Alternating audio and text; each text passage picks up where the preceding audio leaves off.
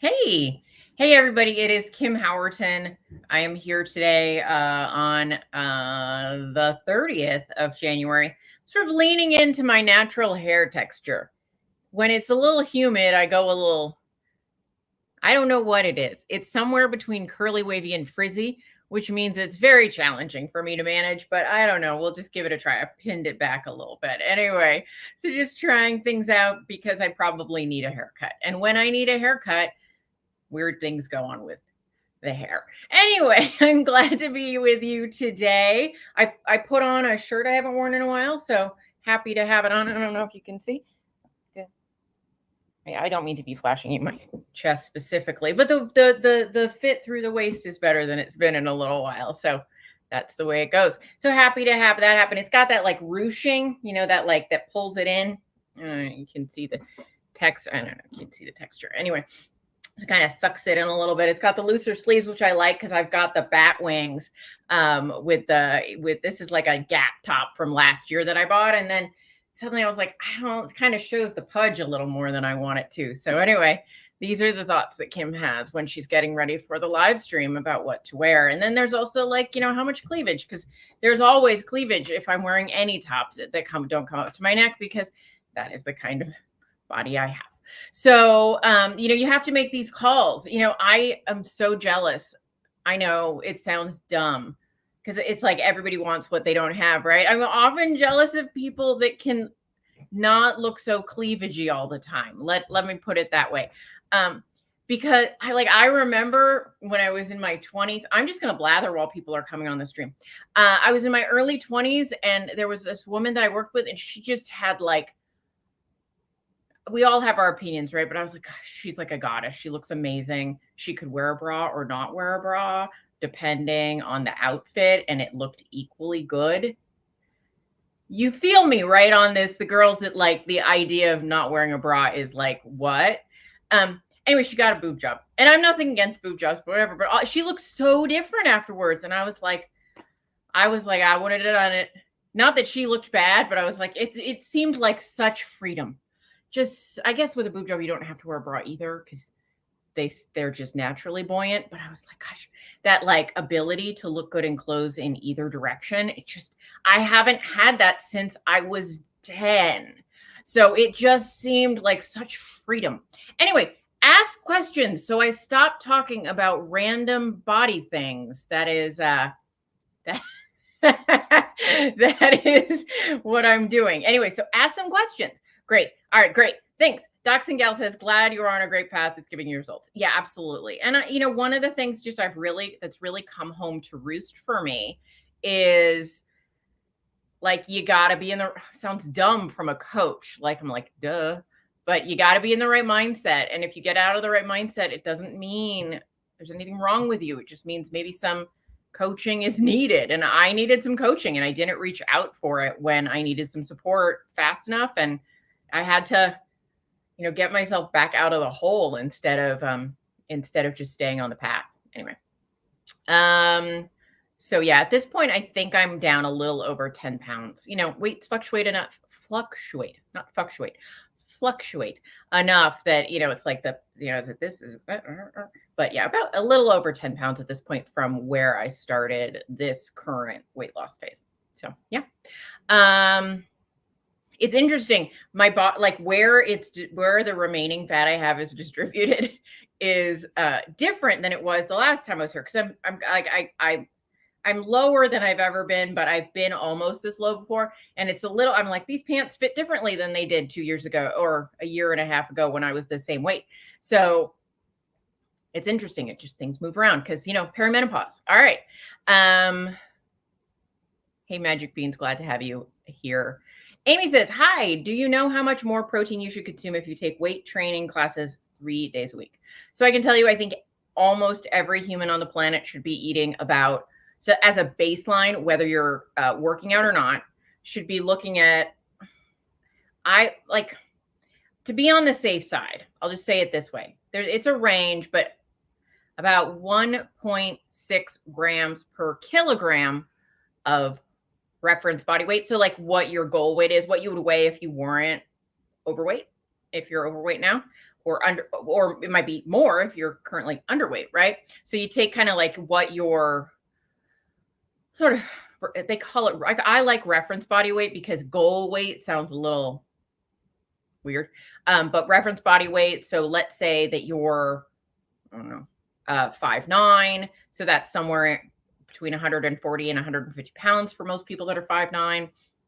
And so what you'd then do is you'd convert that into kilograms, or you can convert the kilograms into pounds, which I've done before. So let me just double check that I'm right.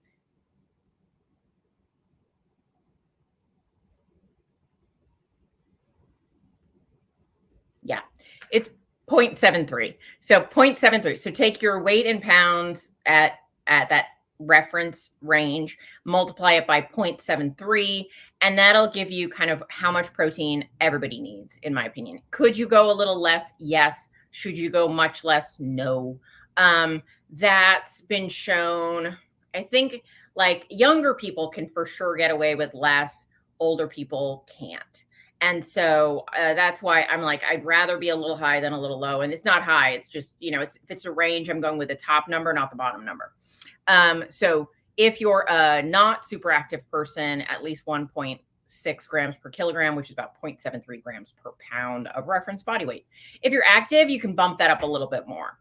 You probably won't get into trouble at 1.6. That's been shown to be beneficial across the board. And if you're doing some like weight training classes, sort of some lower level or moderate level weight resistance training, and you're not like an elite level, that level's probably fine for you as well. You could go an extra couple of grams and be perfectly happy with that. So somewhere between, kind of like all humans, it's like somewhere between 1.4 and 2.0 grams per kilogram, which is about 0.7, no, it's probably like 0.65 to 1 gram per pound. If you're in that range, you're going to be good for almost everybody's needs. We're all a little bio-individual, but that's kind of the range that I think we should be in. So again, let me just double check.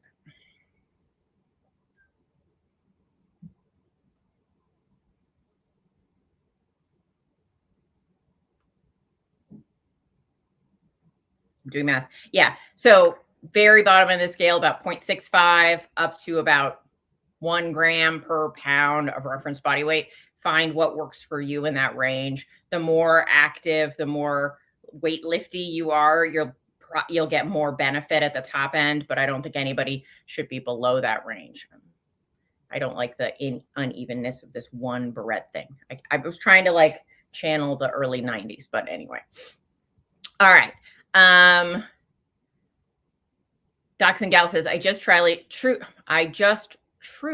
try to stick to eating fatty sources of protein when hungry and give the most effort to eating only when hungry. And that works great for a lot of people. Absolutely. Catherine, what do I think about training eating for doing a half marathon?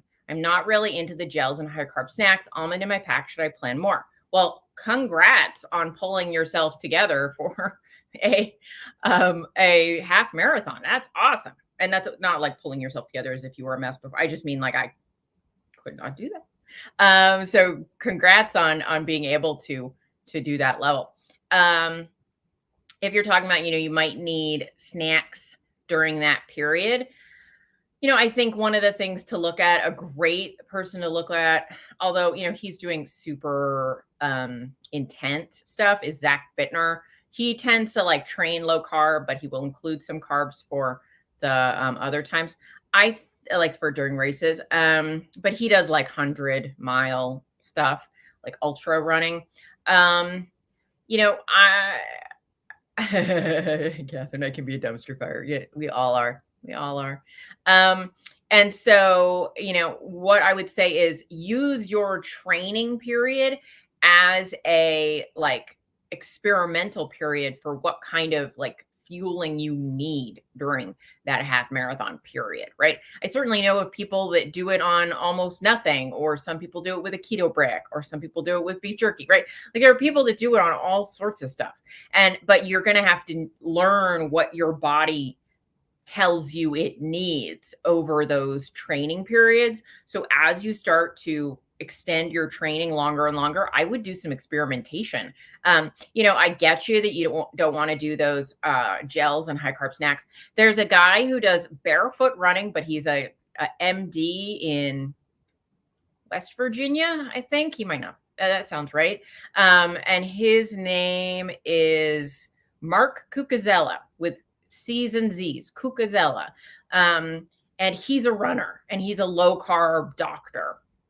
So he might have some additional insight into this concept, because I don't want to go over my skis too much here. I'm neither a runner nor a running coach. So in terms of what is the right thing to fuel with, I think in every case, doing some experimentation can be very beneficial. And then looking to the options. I certainly know you don't have to do the high carb gels and things, but it's like, what can I carry?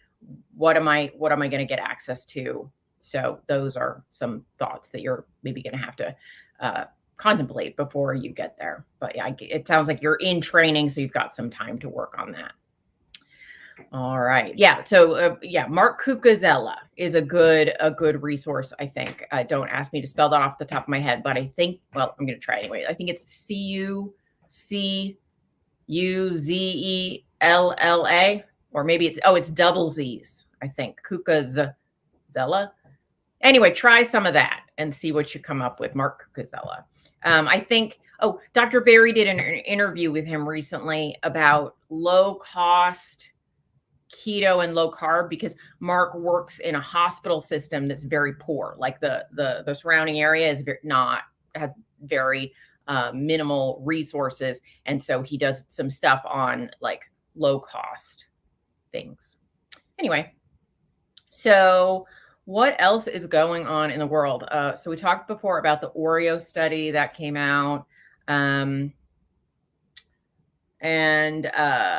There's a lot of the kind of general topics of, I'm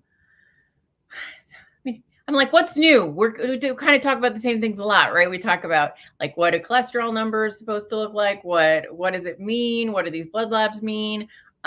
What is the benefit of X or Y or Z? I was listening to a podcast today when I was getting dressed, which was sort of like it's like mid-podcast, I'm often like, is this new information for me, or am I just entertaining my ears?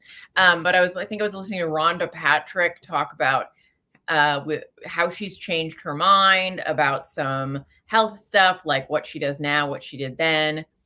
One of them was, she was talking, I think, about fasting and like time restricted eating, and that she's definitely moved towards not skipping meals from skipping meals. And I think, for her, that's definitely related to being a lean person. So whether you might skip meals or not skip meals, has a little bit to do with how lean you are. Also has to do with how well you absorb protein and how much you can plan for the rest of the day. That kind of thing. But I definitely agree with a very lean person probably needs to be careful about over fasting, and a moderately lean person somewhere in the middle, right? Like if you're I'll say it this way, if you have a lot of extra body fat, it's probably safer to do more restricted eating and more fasting. And as you get leaner, that sort of cost to benefit analysis shifts a little bit, so that by the time, if you're very lean, too much fasting can be very harmful, right? So it's a curve. Val says the benefits of allulose. Yes, I talked about that a bit on a podcast. Has that podcast come out yet? I think that podcast came out. So either you're reminding me that I talked about that on a podcast, or we talked about that before. Do you want me to go over it? Because I can do that.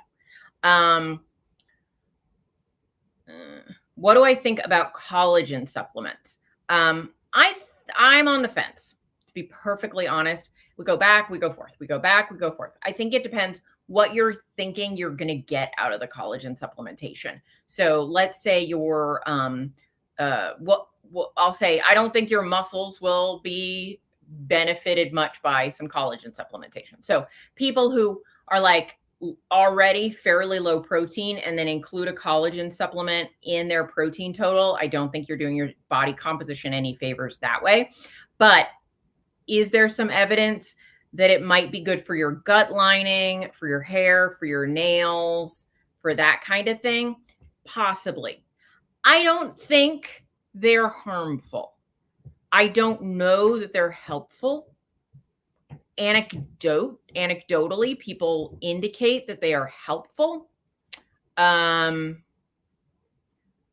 So when we put all that together, if you're the type of person that wants to gamble on probably a good idea, or at least not a bad idea, I don't think it really helps with bone. Don't believe, but I do think it helps with, and there's enough anecdotal evidence that I'd be willing to buy that it helps with hair and nail strength.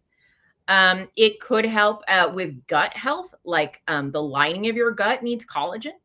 So if it's not a financial problem for you and you want to try some supplementation with that, at this point, my personal opinion is I wouldn't worry about it, and it might help.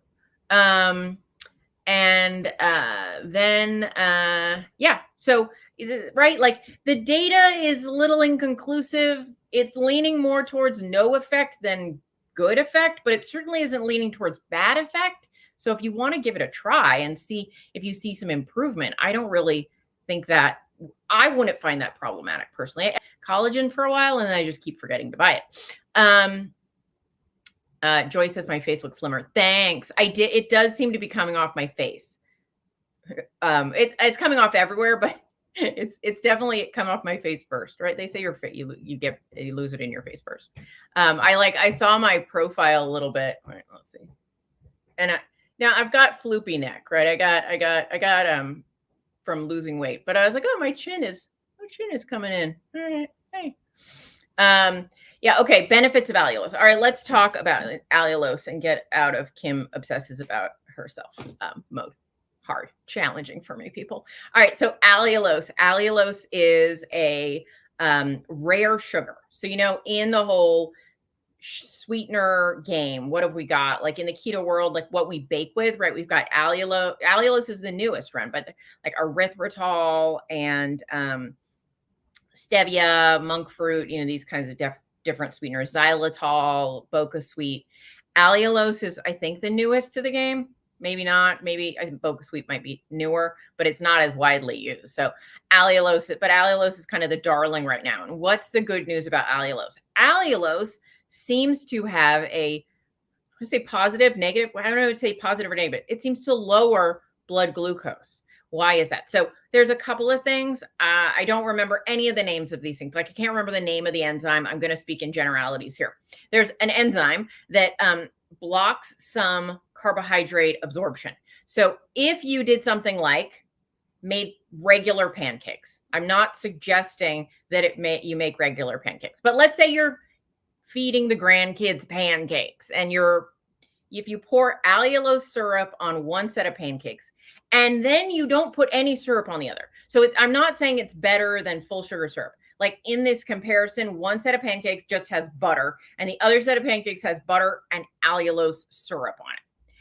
The blood sugar response will be lower in from the pancakes you put the allulose syrup on. It seems to blunt either the speed or just the total amount of glucose absorption.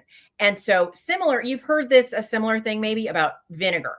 I don't know if it's the same enzyme or whatever, but similar kind of effects. If you put vinegar on rice and you eat rice without vinegar or vinegar with rice with vinegar, you're going to have less of a blood sugar effect from the vinegar added one. So allulose seems to sort of tamp down the effect we might get from carbohydrates.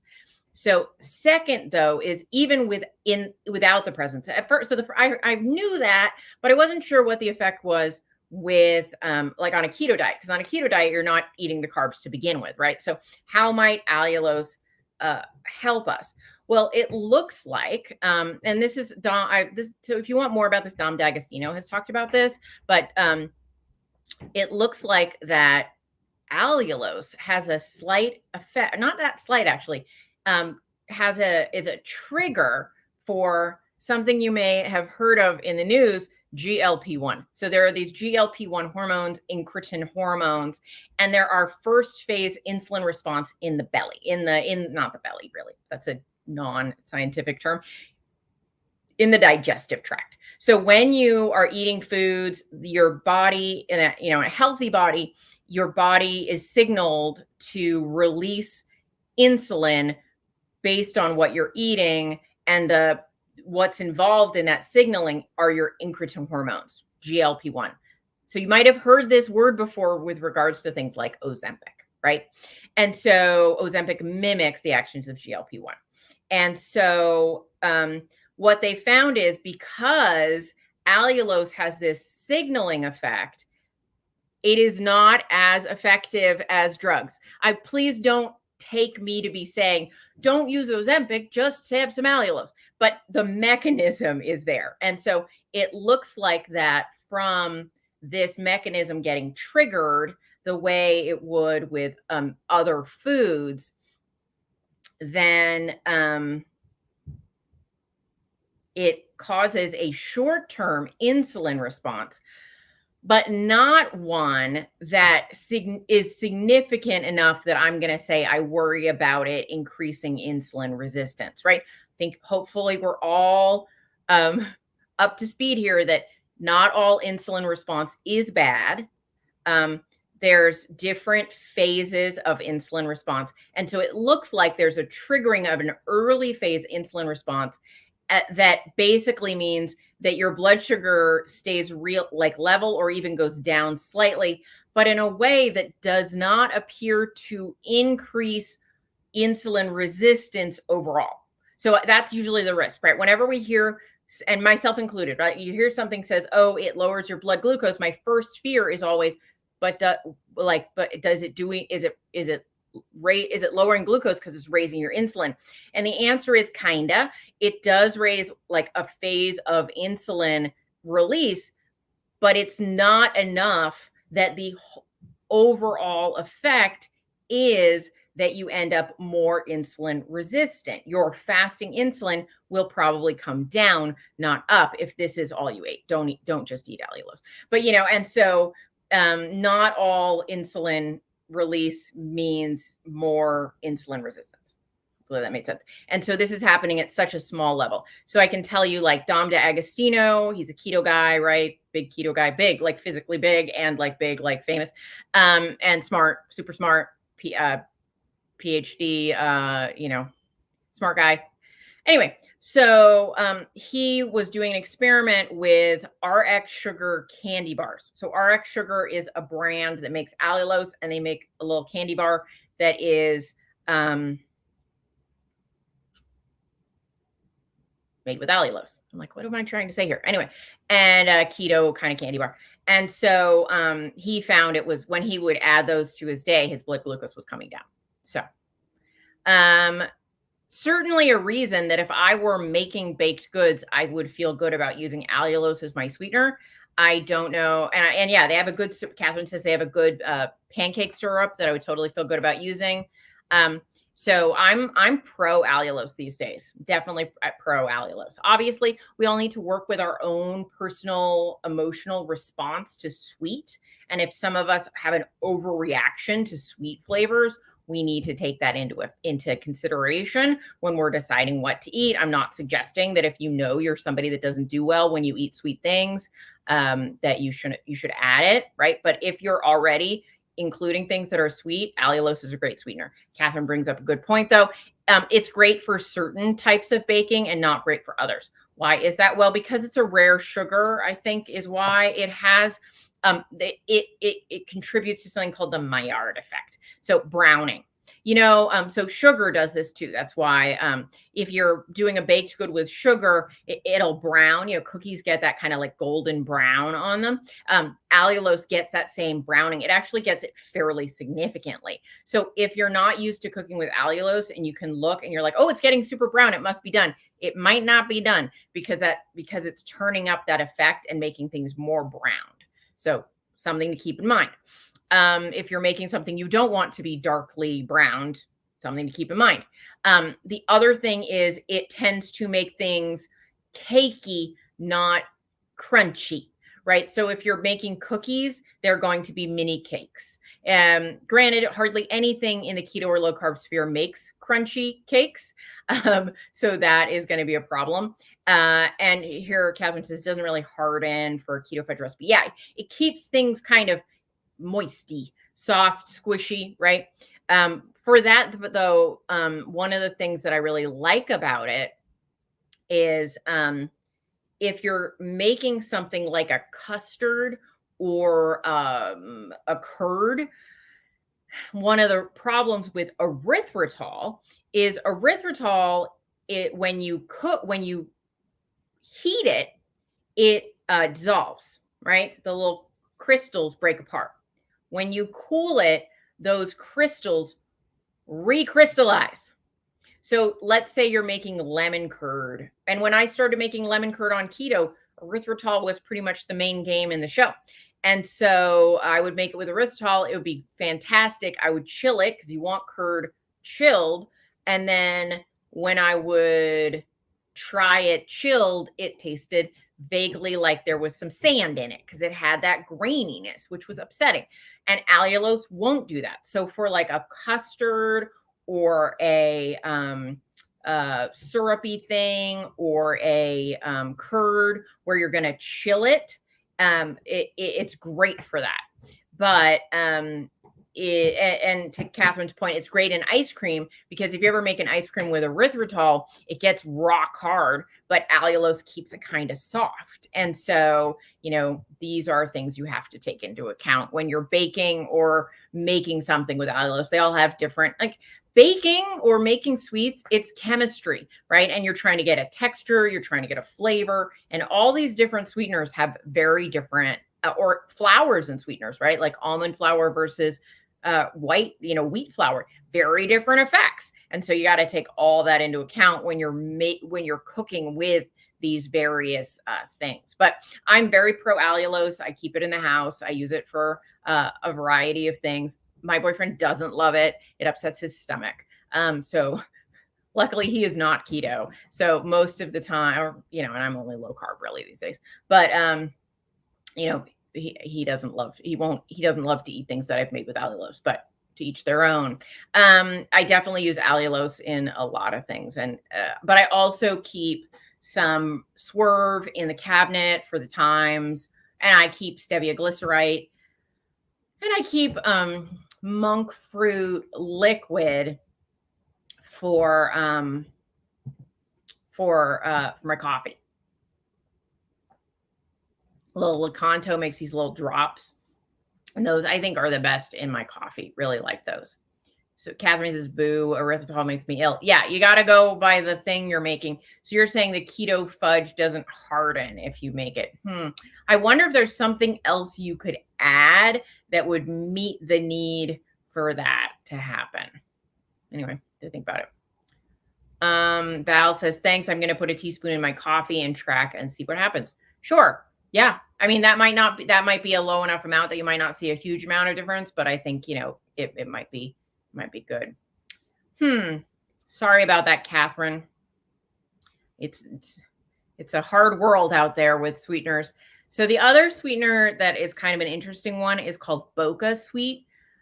Boca Sweet is made from kabocha squash. That's why it's called Boca, like bucha. That's Kabocha. It's a BOCHA part.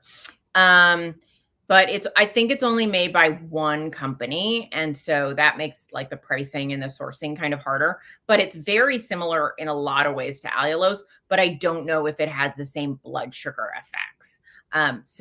But it does have that same, it doesn't recrystallize. It stays kind of soft. So good stuff, pricey. Again, it's a monopoly because there's only one maker of it. So that can be a problem with allulose. With allulose, there are now more than one maker of allulose, so that can be beneficial. By the way, I've tried RX Sugar's syrup and allulose, just granulated allulose, but I haven't tried their candies. I don't know what they taste like exactly. So, but I'm down with the brand anyway. They've got some good stuff that I've tried so far. Catherine says monk fruit rocks. Yeah, monk fruit is great, except you can't bake with it because it's so intensely sweet that you can't use it for baking. And all the monk fruit, like the baking monk fruit you're using, is 99% wow, erythritol. I keep mixing up erythritol and allulose in my head. Is like 99% erythritol, so that's not going to help you if it gives you the icks of the stomach. Jane says, I used the granulated allulose in the coffee. 1 teaspoon wasn't enough. I could try 2 and test my blood sugar. Yeah, I'm going to say that if I remember correctly from Dom, like the effects that were like, this has been, and it's been studied in rats, mostly because you can't vivisect a human, and seen the effects on lowering glucose and improving insulin resistance over time.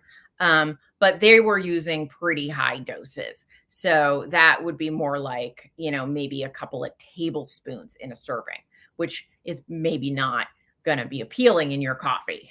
So that's something to look into. If you're interested, Dom DeAgostino, the Metabolic Link podcast, look for the word allulose, and you can see some of his comments on the amounts and things they tried. But I remember it was quite high doses of allulose. And I think he's been doing like 20 grams, that kind of thing in a serving to see. And so that's a good quantity of allulose. Did Ben Bickman talk about allulose recently, Val? I don't know that I heard it. I didn't hear him discuss it. So Catherine says, I stopped sweetener in my coffee a couple of years ago. Now I'm trying to stop the cream. That is harder. Yeah, I would agree with you. I think I can totally do coffee with just cream. To be perfectly honest, I like it better with sweetener, but I'm like, this is still good with cream, but black coffee is real hard for me to do. I can sort of do black iced coffee, but the cream is definitely challenging. If you're not, carnivore, and you're just trying to reduce your intake of liquid calories, you can switch over perhaps to like a cashew milk or something like that. Catherine says cinnamon makes it easier for sure. And a trick that I learned from my brother like decades ago when he was a barista, was just a teeny, and I think most people actually know this by now, but a teeny bit of salt in your coffee, not so much that it tastes salty, but just enough. It's going to knock down the bitterness in the coffee. So Catherine says gave up cream in the morning for fasting. Yeah. So, that is totally reasonable to do. Totally reasonable to do. All right.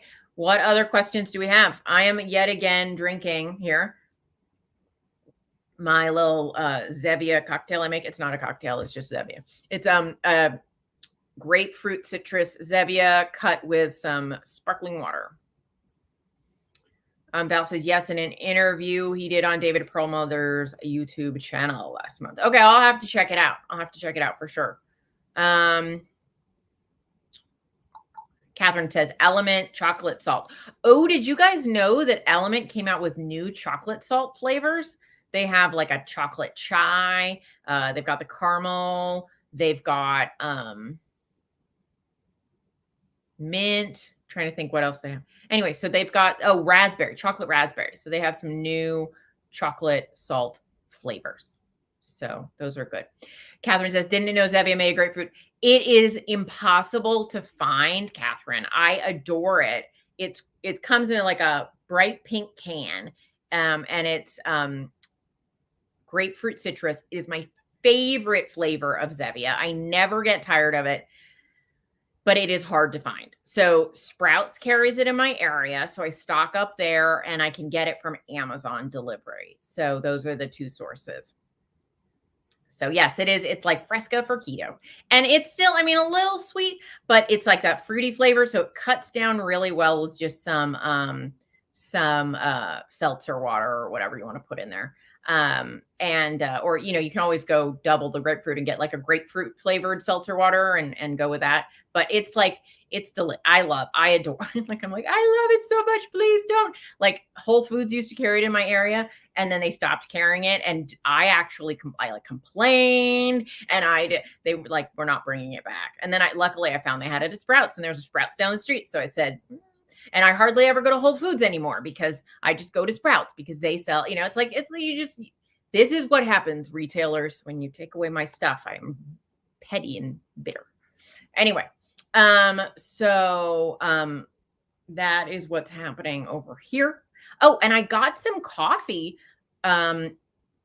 concentrated coffee that I really like. It's from a company called Jot, Jot, and it's a little bottle of liquid coffee concentrate. So you can just put a tablespoon of it in cold water or nut milk or whatever, or you can heat it up. So it's just coffee concentrate. I don't really see the point for using it, quite honestly, to make hot coffee. I like my Nespresso better for that. But it's great to make iced coffee with.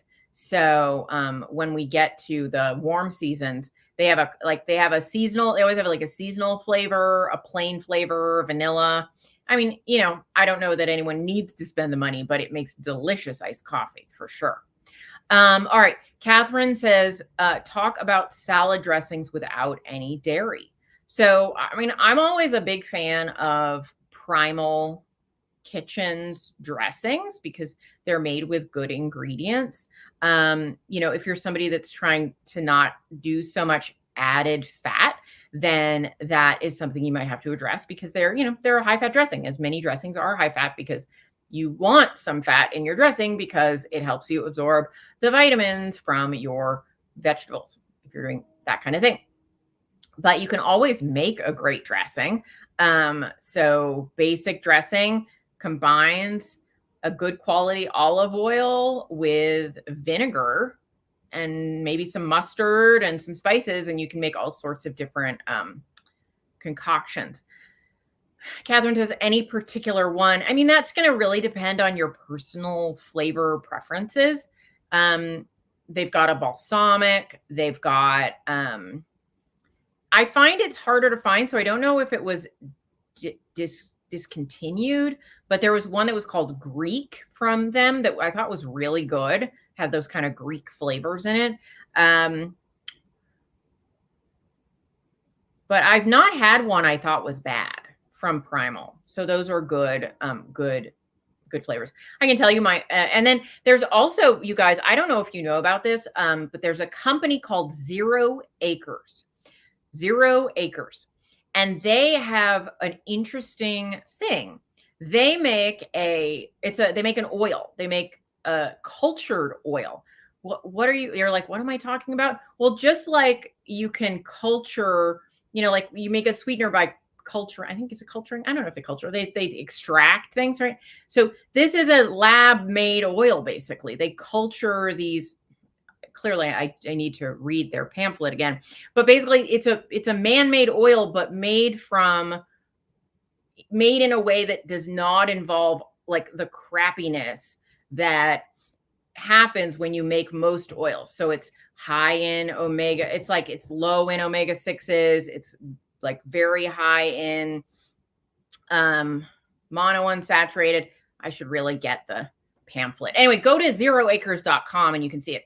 But for those of you that are looking for an oil that is not bad for you and is also completely flavorless, right? Because like that's kind of the problem with avocado oil mayonnaise a lot. It has sort of a twangy flavor that not everyone likes. So 0 Acre makes a flavorless oil that is not bad for you, like all the other flavorless oils like canola oil and that kind of thing, and vegetable oil. So anyway, you might want go look at their website, see what you think. Anyway, I've tried it. It's great. So that's one that's a flavorless oil that if you're looking for one. All right. Joseph. So in like growing up, my mom's recipe for dressing, which I think is delicious, was always, it's like 1 part oil. So like, let's say like, I don't know, say like a quarter cup of oil. This is to make a container, right? Quarter cup of oil, quarter cup of red wine vinegar, quarter cup of apple cider vinegar, salt and pepper, and either some Dijon mustard or some dry mustard powder, and then shake that up, and it makes delicious dressing. And that's what I grew up on, kind of. So I like it. Joseph says, I was wondering about using coconut milk in the creamy with a cottage cheese. I also don't hear other people talking about things like coconut milk for coffee. Great question. You can totally use some coconut milk in your creamy for sure. It's a great milk alternative, and you can totally put coconut milk in your coffee. It does make your coffee taste like coconut milk coffee, which is not a bad taste at all. But so not everyone wants every day to get a full dose of coconut. There's a company that makes a coconut milk called Aroy D. Is that right? I think it's Aroy D. ARY. It's been a while. Is it called Aroy D? Yeah, AROYD. That you can order on Amazon in cartons or cans, and they make like an additive-free coconut. They might have multiples, but at least one of their coconut milk is like 0 additives, which means once you open it, it's going to go bad. So you got to keep it in the fridge and use it up quickly. But it's a thick, yummy coconut oil that doesn't have a bunch of gunk in it, not a lot of fillers and things like that. So that's a great brand if anyone's looking for a good brand.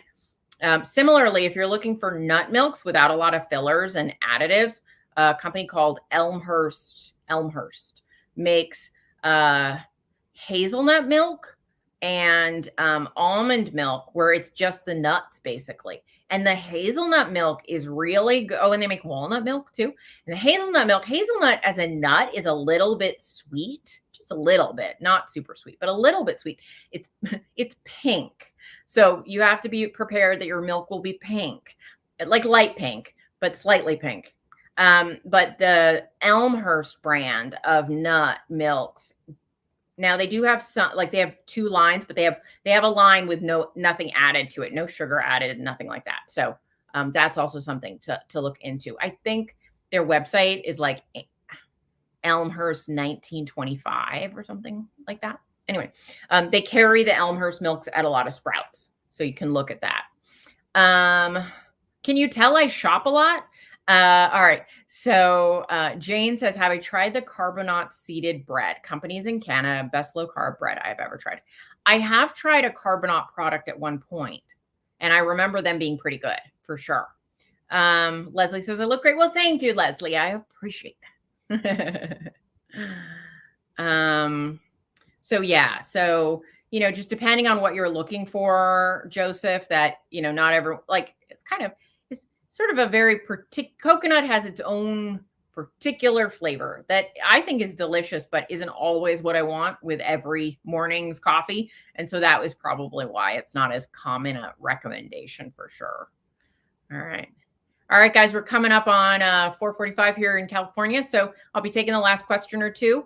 I'm going to do a little Q&A for my next podcast. Any question you want me to dive a little deeper in, either ask now, or when you're watching this video on the replay, put it in the comments. I will answer questions that are in the comments. So if you're watching this on replay, go to the comments. By the way, I always forget to tell you to do this. It's a little late at this point, but it'll still matter. If you can like the stream on YouTube, if you're on YouTube, and subscribe, that will help me a lot. So let me know. All right. Two Fix says, having allergy testing on Monday, and they gave me a mold elimination diet to follow for 5 days. Interesting. All right. Sounds interesting. We'll see what the results of those are. I assume it's like a sort of legit doctor program where they're doing that allergy testing rather than like a service, because then it's like a true allergy testing, not a food sensitivity testing. I just hate to see people waste their money. But the true allergy testing from a doctor is a real thing. I'm not trying to say it's not, but sometimes people get confused and they get tested for something. They'd like get a test that isn't quite as accurate as others. And so I always like to make sure people are getting not getting a food sensitivity test. Anyway. All right, guys. Yeah, okay, great. Super duper. I like to look out for you people. CGM discussion. Catherine, do you mean like the benefits and the non-benefits? Like what, like weighing the pros and cons of wearing a CGM? Is that what you mean? All right.